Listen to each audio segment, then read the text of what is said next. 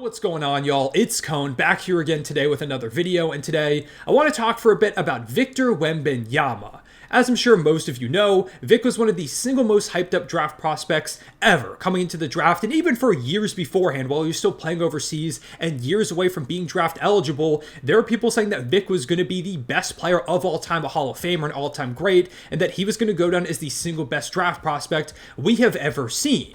And because of that, because of how he played in Summer League and in preseason where he looked amazing, it led to a lot of ridiculous expectations for Victor Wembanyama going into his rookie season, probably the loftiest expectations out of any first-year player since the guy that he was in discussions with going into the draft in LeBron James. There were people saying that he could be in All-NBA talks, at the very least All-Star talks, make an All-Defensive team, maybe even push for Depoy, and there were even some people who thought that he could bring this Spurs team, which is really not good. I mean, they got the #1 overall pick to get Vic in the first place. A lot of people saying he could lead that team to a play-in or even a playoff berth, and it made sense. The hype around Vic was real, and coming into the season, me personally, my expectations were just have a great season. You know, go out there, do what you can. Again, I didn't expect anything too crazy from the Spurs roster. I just wanted to see him continue to grow and get better throughout his first season, and was really hopeful that he would just stay healthy. That's all I personally needed to see. But regardless of whether you had expectations like mine or some of the loftiest ones, from nearly the beginning, Victor Wembanyama blew everybody away. In just the 5th game of his NBA career, Wemby went out there and put up 38 points, 10 rebounds, 2 assists, a steal, and 2 blocks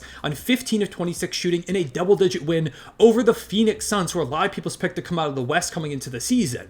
By game 22, he had 30 points, 13 rebounds, 2 assists, 3 steals, and 6 blocks, and over 50% shooting against the Lakers, coming very close to a 5x5 at the quarter season mark of his first year while being 19 years old. And since those 2 games in the early season, Vic has not only progressed, but he is leagues better than he was at the beginning of the year when he was already destroying the NBA. Now he's a destroyer of worlds. Over the last 5 games that Wemby has played, he's putting up 24 points per game, 10 boards, 5 assists, 2.6 steals, and 4.8 blocks on 47.7% shooting from the field, 36.7% from deep, and 86.2% from the line. Over these last 5 games, he's giving the Spurs 24, 10, and 5 with 7.5 stocks nearly every single night. That shouldn't even be possible, and the efficiency is fantastic to go along with that. He's not that far away from putting up 50, 40, 90 splits with those ridiculous statistics. Over the course of the year so far, Vic has rapidly improved as a scorer, shooting nearly 50% from the field since the calendar turned over to 2024, and in February, he's shooting 39.1% from deep on over 5 attempts a game as a 7-footer out there. His bag has expanded over the course of the year. He looks much more confident both handling the ball and putting up shots. He's better at getting to the spots that he's good at knocking down those looks from. The shot looks great in its own right. It looks like a really smooth shot. His free throw percentage is steadily climbing, which is a pretty good indicator that his 3-point shot and his overall jumper is going to continuously progress, which it definitely has over the course of the year. And that 3-point shot in particular was supposed to be one of the weaker aspects of Wemby's game on the season, and while he struggled a lot early on, at this point, Wemby's knocking them down really, really consistently. And it's not just like he's hitting these catch and shoot shots, he's dribbling into looks, pull up 3-point shots, hitting step back, sidestep threes on the move. He is hitting some of those catch and shoot looks. He's a weapon on the outside. Anywhere and in any type of way that you get Vic the ball in the perimeter, he can make something happen, whether it is knocking down one of those 3-point looks or it's attacking inside, because he's gotten way better at attacking closeouts as well, which it doesn't even really matter if you contest on him or try to close out one of his shots, because he can just shoot right over you. He's 7'4" with a ridiculous wingspan, and that's part of the advantage with having a guy who's as skilled as he is, because if you do close out on him, which you have to at least try to, then he can just attack downhill and dunk on you probably without even leaving the ground, or he's got such ridiculous touch for a guy of his height, which really shouldn't even be possible. So the offense is rapidly improving, and he's becoming a super well-rounded player on that end in just his first season.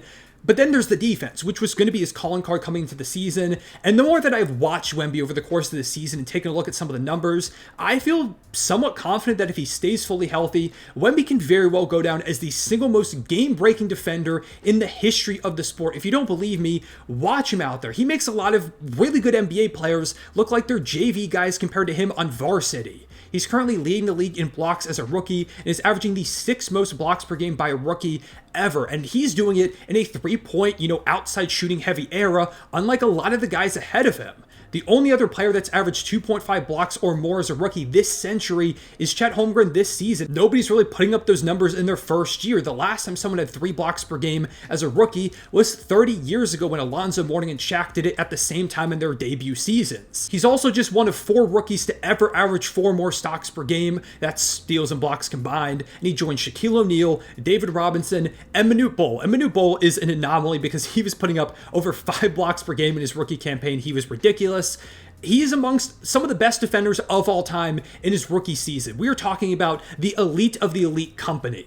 And this game-changing defense has led Wemby to recently accomplish what very few players have ever done in his last game. Last night against the Los Angeles Lakers, Victor Wembanyama went out there and put up 27 points, 10 rebounds, 8 assists, 5 steals, and 5 blocks, accomplishing a 5x5, one of the rarest statistical feats in NBA history. It's the first one since Yusuf Nurkic did it about 5 to 6 years ago, and only the 22nd occurrence of a 5x5 ever. In over 130,000 NBA games that have ever been played, it's only happened 22 times. And in terms of players, only 15 guys have ever accomplished this, and Wemby is a full 2 years younger than Andre Kirilenko, who previously was the youngest player to ever do it at 22 years old. Wemby just turned 20 like 50 days ago. Oh, and I forgot to mention that in this game, Wemby played just 30 minutes and 55 seconds. He played less than 31 minutes in a game where he did something that's only happened 22 times. In fact, in his first 6 minutes of action, Wemby had 16 points, 7 rebounds, 1 assist, 3 steals, and 2 blocks.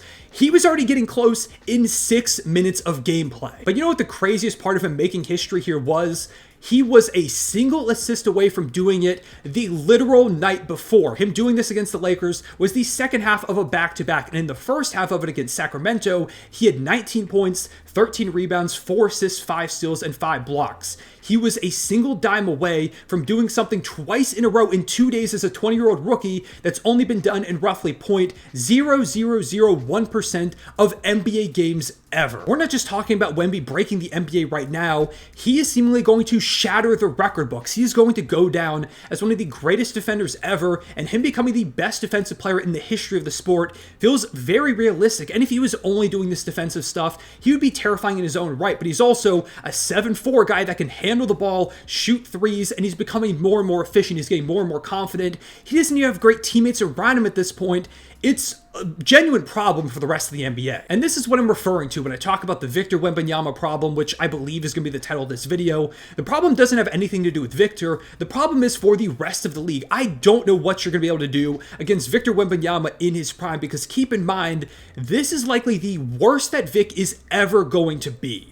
This guy right now is the worst version of Victor Wembanyama that we'll see until like maybe the end of his career, or if he deals with some injuries in a season. But if he's fully healthy, this is ridiculous. That this is the starting point for Victor Wembanyama. I saw a tweet that said right now in this season, he has more steals than Alex Caruso, more threes than my guy J-Dub, more blocks than Jaren Jackson Jr. and Kristaps Porzingis combined, while playing less minutes this season than his former teammate Bilal Coulibaly over there on the Washington Wizards. He is 101st in minutes per game this season, and he's doing stuff like this. He's just going to keep getting more and more minutes, get more experience. He's going to improve rapidly like he already has throughout his rookie campaign. And he's going to get better teammates. Like when guys can actually open up the court for him more and hit him in his spots, because it still is a problem that his teammates aren't great at throwing him lobs or entry passes. They've gotten better, but very clearly does still need a great point guard when you get him one of those, and shooters around him that can open up the court and just let Wemby cook. It's going to be a nightmare for opposing teams. Not to mention that Wemby is being coached by arguably the greatest coach of all time in Greg Popovich. He's in a great organization in San Antonio. And from all the stories we've heard, he has a ridiculous drive to be one of the best to play the game and end up as an all-time great. Every story we hear, he's just trying to absorb information from legends. Jamal Crawford was out there trying to teach him crossovers, which I'm going to need Jamal Crawford to not do that, because if Wemby starts putting out Jamal Crawford type moves, the league is genuinely over. We can just shut it down. I don't know what teams are going to do against him when he's in his prime in like 5 to 7 years. It's already hard to stop him even now, and even harder to score on him. He's deserving of an all-defensive spot. I could very well see him winning DPOY as soon as next season. Honestly, as just an individual defender, he has a case for being one of the most impactful guys this entire year. Unfortunately, the Spurs are really bad, which is, by the way, in no way his fault. I've seen some people try to discredit Wemby, saying that, oh, the Spurs are bad. If you watch that team, it's clear that Wemby is by far the last problem that San Antonio has. I'm very confident next year he'll be an all-star. If the Spurs weren't so bad this year, he probably would have gotten that nod. If you told me he was on an all-NBA team as soon as next season, I wouldn't even be surprised. I'm already seeing people say that Wemby is in their top 25 players in the league, and honestly, I don't even think that's that crazy. We have truly never seen a player like Victor Wembanyama. I cannot think of anyone who comes close to what he's able to do on a night-to-night basis and what he's eventually going to do to the record books of this game. I, again, want to remind people, he just turned 20 50 days ago, and he just hit the 50-game mark in his career in the first half of this recent back-to-back. He's almost 4 full years younger than I am, which is mind-blowing to me seeing the stuff that he's doing out there. He's going to wreck the NBA. This is the Victor Wembanyama problem. Not that there's anything wrong with him. It's that the rest of the NBA is going to have to deal with him for the next, 20 years or so. So to sum it all up, Victor Wembanyama is pretty good at basketball. It's been amazing to watch him throughout his rookie season. I can't wait to see what he does the rest of the way, years into his career, when he finally gets to the playoffs, when he actually has a team around him. Imagine what he'll do when he gets a co-star, like if Trae Young does end up coming to San Antonio, which, like I talked about in my Trae Young video, is one of my favorite pairings in the entire league. Things are going to get really scary for the rest of the league very, very fast. I can't wait to see what they do from here. Let me know down below in the comments how good you think Vic is going to be when it's all said and done. Do you agree with me that he might go down as the GOAT defender? How quickly do you think he makes an all-star, even an all-NBA team? How quickly do you think he's competing for MVPs out there? Because I don't think it's more than 3 or 4 years away, depending on when the Spurs build a great team around him. But for right now, I appreciate you watching. Leave a like and subscribe if you enjoyed. Hit the notification bell so you don't miss out on future videos. I'll see y'all later. Real one, say it back.